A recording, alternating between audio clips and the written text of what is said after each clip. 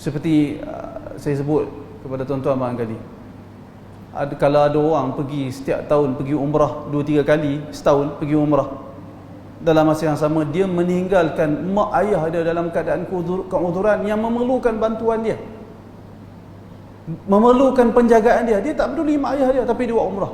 Kalau sembang orang, Masya Allah, aku dengan Mekah ni rindu. Rindu apa? Syaitan yang mencampakkan rasa rindu dalam hati kamu itu, tapi rindu kepura-puraan. Kenapa demikian? Macam mana kamu boleh pulun buat umrah 2-3 kali umrah sunat dan kamu meninggalkan kewajipan yang paling besar, iaitu berbuat baik kepada kedua orang tua kamu? Kamu kena renung balik. Rindu kamu tu rindu ditipu oleh syaitan atau apa? Seperti mana golongan sufi yang menari-nari, kononnya bila kami berzikir dengan menari datang khusyuk. Kata Izzuddin Abdul Salam Asy-Syafi'i, Sultanul Ulama, kata Izzuddin Abdul Salam, orang-orang sufi yang menari dan merasakan mereka khusyuk dengan tarian mereka, dengan tarian disertakan gendang apa semua, sebenarnya mereka tertipu, hati mereka itu terpukau dengan rentakan tarian dan bunyian yang mereka lakukan, lalu syaitan menipu mereka sehingga mereka rasa mereka khusyuk, sedangkan mereka tak khusyuk sebenarnya.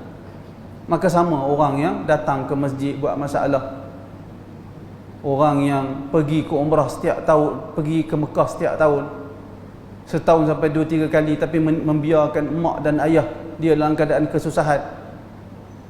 Orang yang salat dan puasa tetapi berbuat jahat dengan jiran tetangga dan sesama orang Islam, dia buat jahat. Semua mereka ini perlu bermuhasabah, merenung diri mereka. Kalau kita yang buat perangai itu, kita kena muhasabah diri kita kalau kita nak selamat di akhirat. Itu saja. Jangan bila saya sebut ni teringat kat orang, dia nampak gambar orang lain. Tak, gambarkan diri kita.